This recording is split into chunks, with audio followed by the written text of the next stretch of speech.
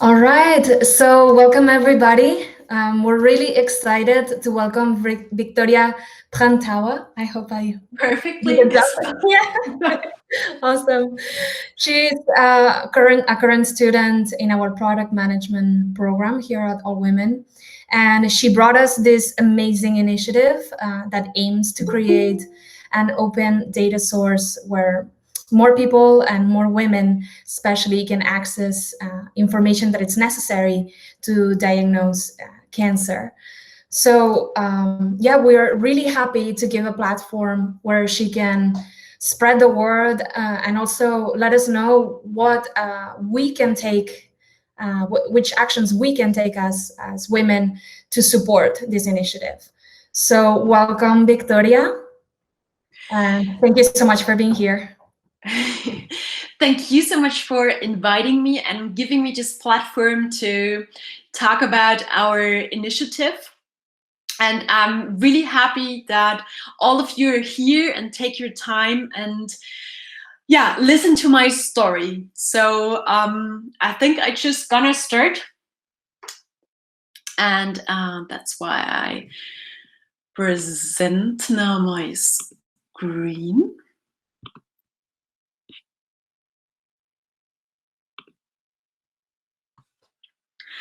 Right, you're able to see it correctly? Yes. Perfect. So, today I'm going to share my story with you, how I learned to travel interdimensionally. So, my personal experience of traveling interdimensionally, true to the motto of Philip K. Dick, if you find this world bad, then you should see some of the others. But to be honest, this sounds now more negative than it is. Because after our today's journey, you can be reassured that in the end, we'll find out that we have the choice to create a world which provides all people a good life. So Earth is the world I originally lived in, and I was pretty comfortable with it. So how did this world look like for me? I'm an Austrian girl living in Berlin. A startup stronghold, a city mix of all cultures, a lot of different ideas and alternative approaches. And I always think it's a really empowering city. So I felt that this is really a good world, and I felt privileged. I'm a well-educated and experienced marketing person. I have a master's degree in digital marketing. I founded back in Austria a company together with my father. So I felt also here in Berlin, I have all opportunities. I'm always interested in the latest tech trends. And the main question which bothers me is, how can we create technology to create value? This is just how my curiosity works. And yeah, together with my wonderful husband, I really lived a life on Earth without troubles. And the most difficult questions for me were, which job offer will I take next? Or which restaurant can we choose on Saturday? But on one hot summer day in July 2019, fate struck me. And I somehow managed to fall into some kind of wormhole. It happened extremely fast and unexpected. First, I was sitting on the beach in Italy together with our family. And the next moment, the next thing I remember is this. From the 22nd of July 2019 on, this was my reality. This was the new world. This is my husband shaving my head because I was losing my hair. And the world I got acquainted with is the world of breast cancer. This is a world full of anxiety. It's a world where dreams just burst. And it's a world in which insecurity replaces time. And I didn't even mention the chemicals you're confronted with in this world. But after all, I consider myself as lucky because, you know, I detected this anomaly in my left breast. I went to the ultrasound and mammography, and this alarmed my radiologist. He sent me to additional examinations, biopsy, CT, MRT, bone scanning. And after weeks of hope and fear, it was absolutely clear that I have breast cancer, and it has already spread to my lymph node in the armpit. But it's very important to understand the following. It's not a given that cancer is diagnosed. Often it remains undiscovered, which means that people won't get a chance for treatment, and sooner or later they will die. Or it can also happen that cancer is falsely diagnosed. So you get diagnosed with cancer even if you don't have cancer. So people get treatments they don't need. But mine was detected correctly and I got treatment. So 6 months of chemotherapy, then surgery, radiation, and now after 15 months, antibodies and anti-hormones. But I'm confident that I can call myself healthy again. This process of healing takes a lot, and I'm definitely not done yet. It's healing on body, mind, and soul level, and you really have to be bound and determined to get through this.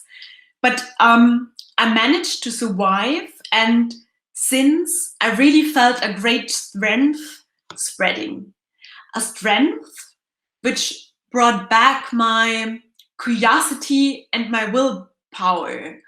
And this was when I was able to continue my journey. And the next world I started to explore is the world of humans and machines.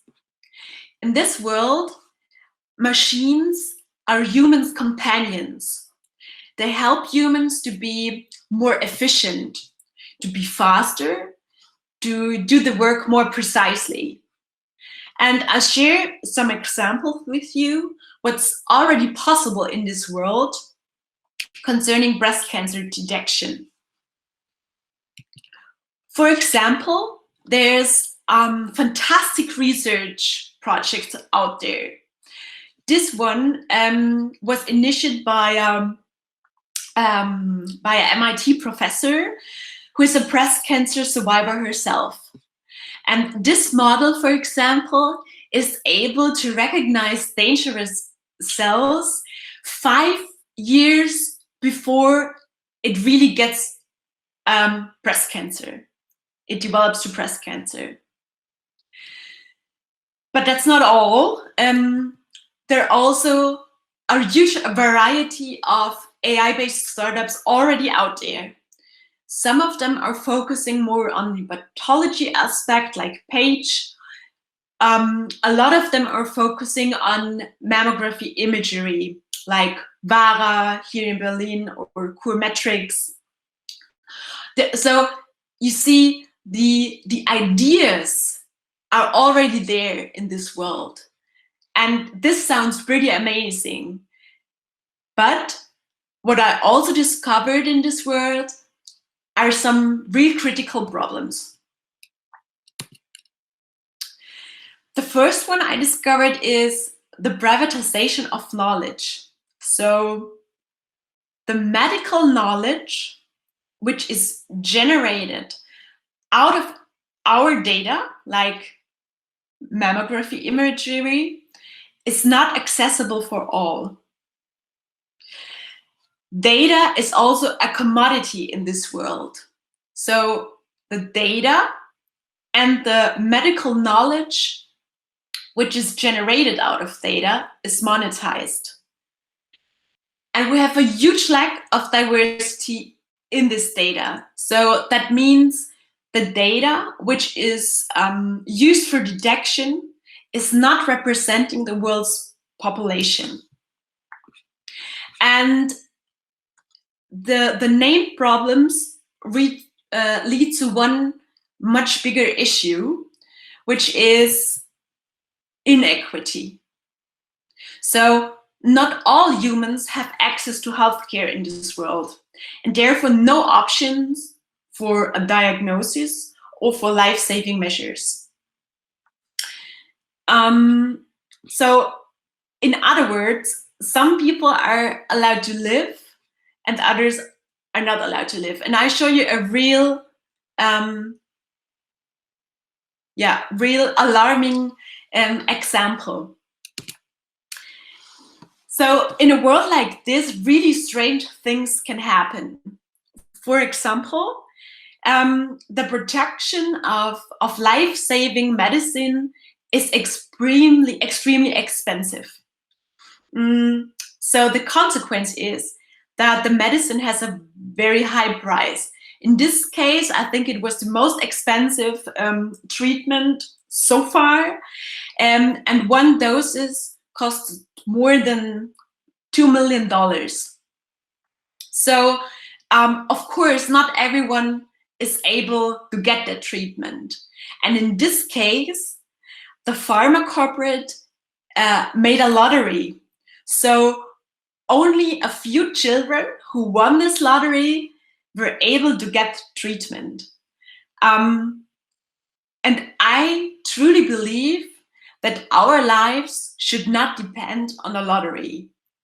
But this is exactly what happens if medical knowledge and data is privatized and monetized. So let's take a closer look at the topic of biodiverse data. At the moment, there's a huge lack of it. The US, the Stanford University researchers found that medical AI systems are mainly built with data from just 3 states. So healthcare data is extremely wide, and that really has an impact, a very negative impact. Already in 2014, a study tracked that the cancer mortality over 20 years pointed to a lack of diverse research subjects. And that's a key reason why Black Americans are significantly more likely to die from cancer than white Americans. And in another research, so a meta-analysis, looked at more than 2,500 studies from around the world, and it found that 81% of participants in the studies were of European descent. So this is really not what AI models need to create precise diagnosis. If we think this ahead and discuss the monetization of data, which again, data extracted from our body, this could lead to even more alarming developments. Like there are theories out there about the colonization of data, or the topic around surveillance capitalism. Fact is, if every molecule in our body and every data point related to our behavior has a monetary value, then we create even more dependencies from platforms and corporates. And I really think that this is a real conflict of interest. because the Hippocratic tradition makes it absolutely clear medical knowledge should be free and should be open and therefore accessible to everyone.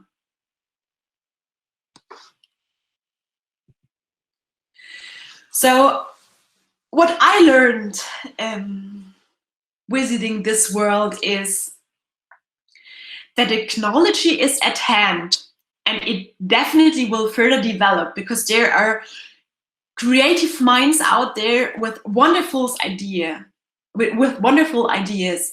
But the questions we have to ask ourselves is, how are we going to use this technology that it really benefits the people? And how can we crack the system? Because data is not a commodity, and data is people. So data is human life, and we definitely don't want to economize on our life or privatize the discoveries which are made out of our data. So after that discovery, I was really glad that there is another world waiting for me, and I call this world the balanced and open world. What surprised me the most, in a nutshell, in this world, everyone has access to good healthcare, and medical knowledge is a common good. So people can live in harmony together and feel connected to each other and to nature. And technology is used for the benefit of people and for the benefits of nature. And I now want to discover this world together with you a bit more detailed. In the center of this world is the HIPPO.AI Foundation.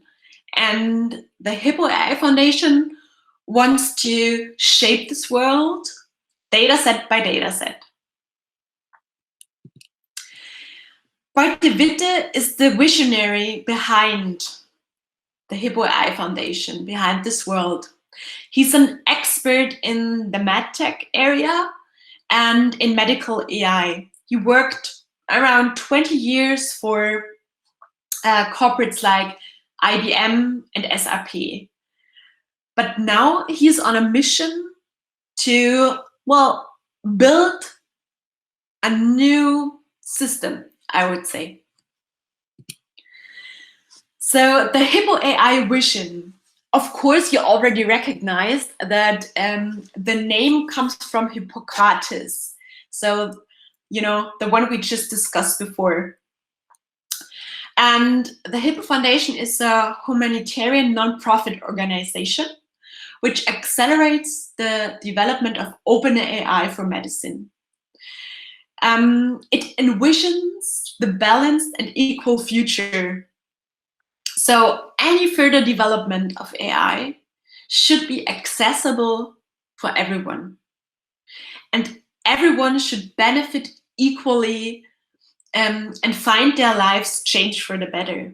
So that's the huge vision behind it.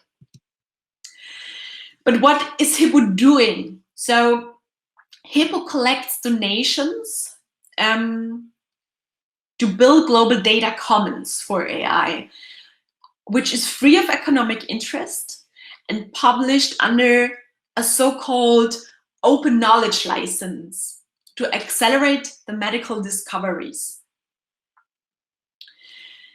And this data commons should be the most comprehensive and inclusive global data sets for AI that truly represents the global population and not just a few countries. But what does this data commons even mean? Maybe you're aware of the topic around Creative Commons. So, for example, you're allowed to use some pictures and music if you stick to certain rules. For example, speaking about pictures and music, to name the source of the picture and the music. And in the case of Hippo, it's the same idea. Everyone is allowed to use this global inclusive data set. It could be a research institute in Italy, but it also could be an entrepreneur in Nigeria who's allowed to use this data and to work with it. But, and that's important, if you use this data, you have to share the knowledge you generate out of it. So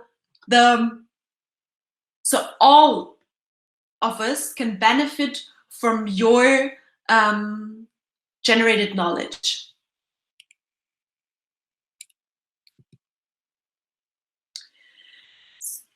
I mean, in the end, Hippo does the job nobody else wants to do. So gathering the data, organizing the data, and labeling the data. And the assumption behind it is that this open development of AI can dramatically reduce the costs for the development. That's the idea. And the plan to do so is all the data sets start with a patient 0. And the patient shares her story and gives her name and face for a campaign. Other people donate their data. People can donate money or simply create awareness. And then the donations are used to create the data commons we just discussed for specific diseases. This is breast cancer in the first step, but in the future it will be every other disease. So I think there are a lot of positive outcomes for humanity on different levels, like the data and AI commons we discussed, but also the equality and equity in healthcare, the protection of human rights, because I think human rights are not protected if the data is monetized. And on a micro level, it's a whole movement around democratizing AI. It's about creating public awareness and educate about our possibility and also about our responsibility. And it's all about accelerating data donation and open innovation and collaboration.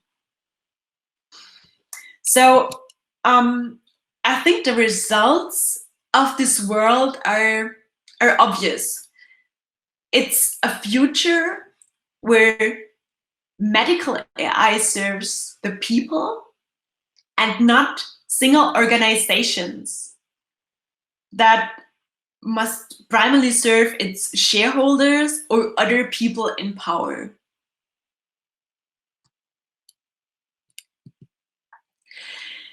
I want to discuss a bit more with you the power of community, because as we learned now, Hippo is based on the idea of community and collaboration.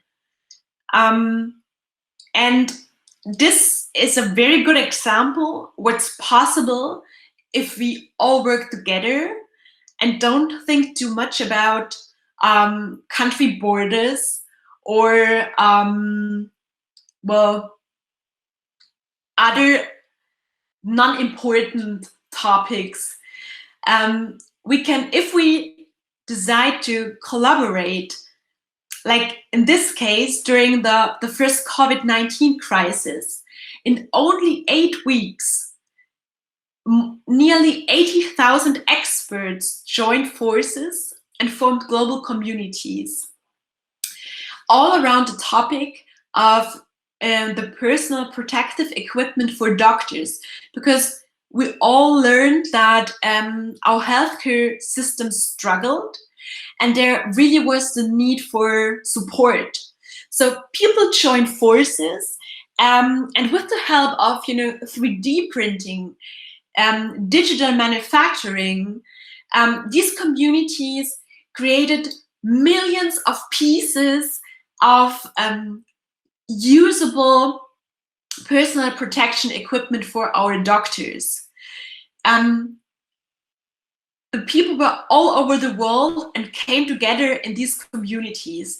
And I think this is a very, very strong example what's possible if people join forces. And also, I think our generation really wants to improve society instead of just generating profit. So we truly believe that a joint purpose, values, and identity is what drives communities and, yeah, can help to make our world better. To summarize it, so how does this so-called balanced and open world look like? I think it's inclusive. It would mean healthcare for all. It would mean cooperation, humanity, and sustainability.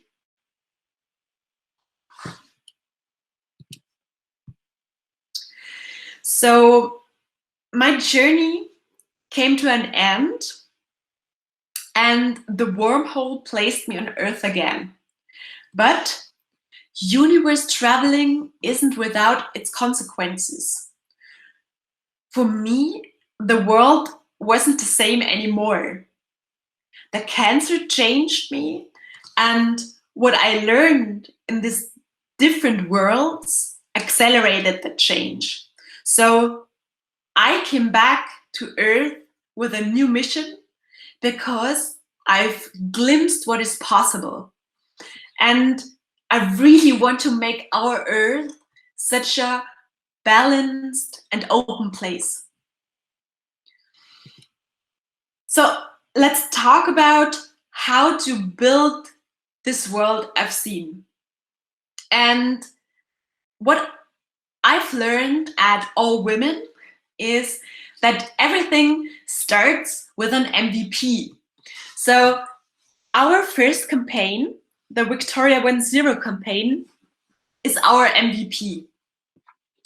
We want to create awareness about what is possible, and we want to educate people on the current issues.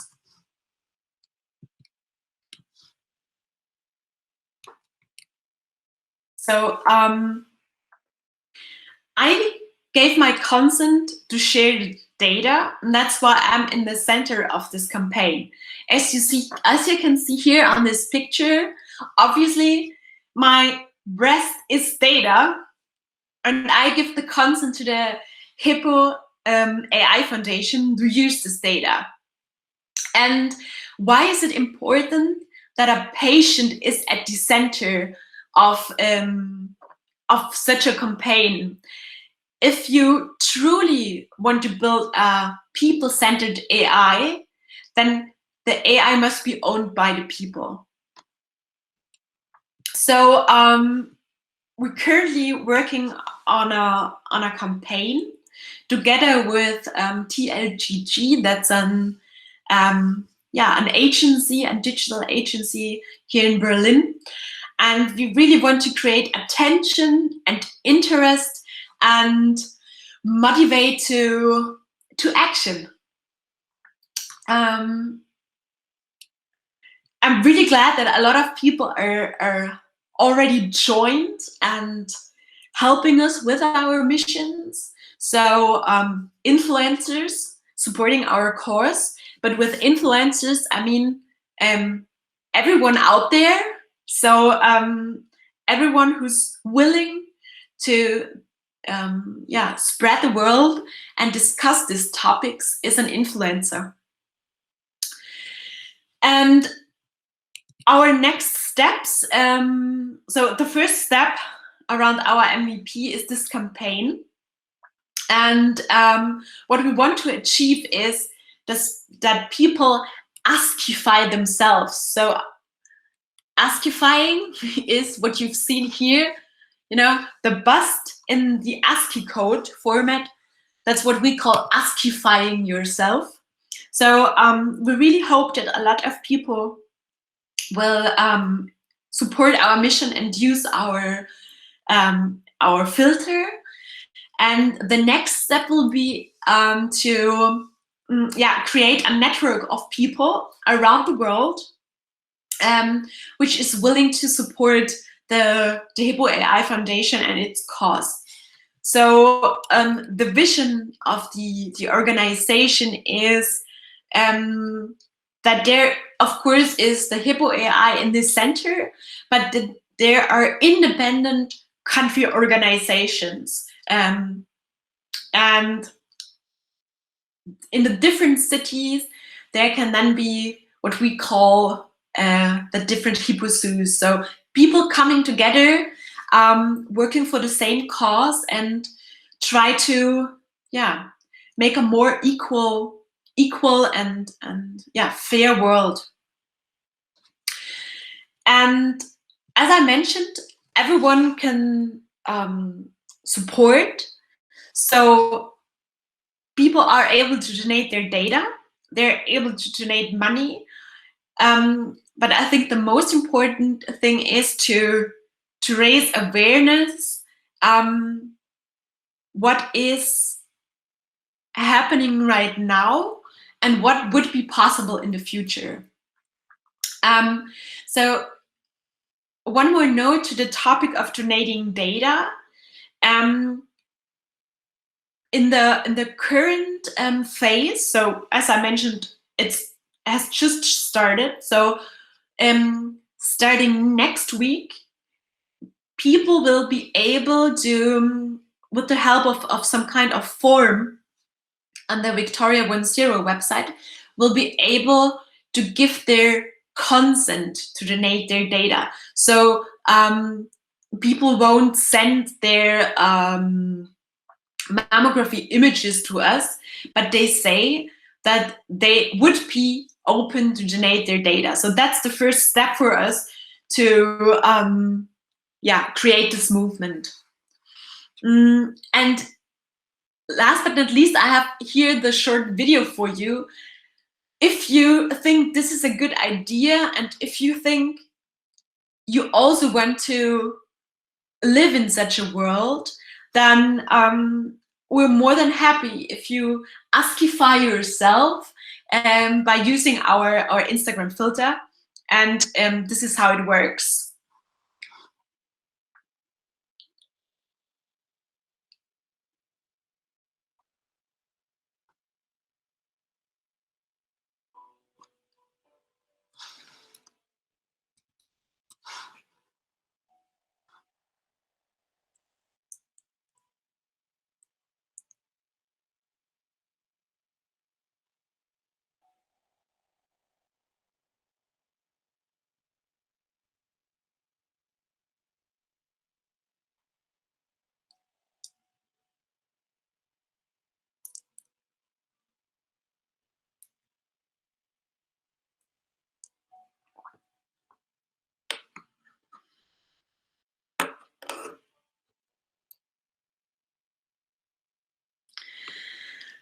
Yeah, that's all I have to say. Unite data, defeat cancer, and open knowledge, and defeat inequalities. Well, thank you very much, Victoria, for sharing. Yeah, like this initiative, it was very insightful. There was a lot of things that, at least personally, I didn't know about what was done medically with our data. I have 2 doctors in my family, so they're gonna hear about me this weekend. We're gonna have a conversation about it. Yeah, Yeah, especially doctors love the initiative because, you know, I think they are doctors because they joined the Hippocratic tradition, you know. So what we learned so far is that doctors all over the world are a huge fan of this initiative. So yeah, looking forward to hear your feedback after you told them about it. Definitely. And yeah, it was also a very good idea, the SFI filter, kind of a Yeah, cool. fun spin to it. Wonderful. So now we're going to stop the recording and we're going to leave some room for the questions. But thank you so much for the presentation. Thank you very much for listening to me.